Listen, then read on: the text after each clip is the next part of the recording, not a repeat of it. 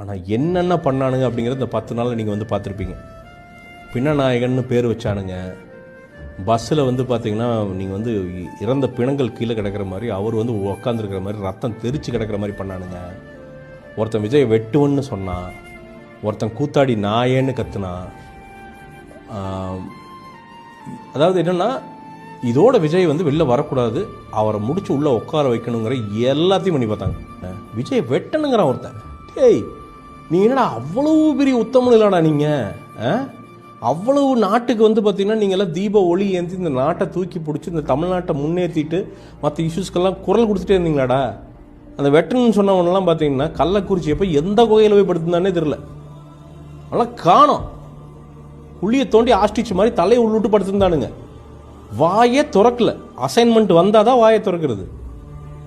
மனசாட்சியோட ஆட நாம நடுநிலை இல்லை உண்மை பேசுவோம் அப்படின்னு நினைச்சவனெல்லாம் பார்த்தீங்கன்னா அந்த பக்கம் நிற்கிறான். காசு வாங்குங்கடா, வேண்டாங்களா பேசுங்க. அதுக்கு நீ இப்படியாடா? இவ்வளவு கேவலமாவாடா?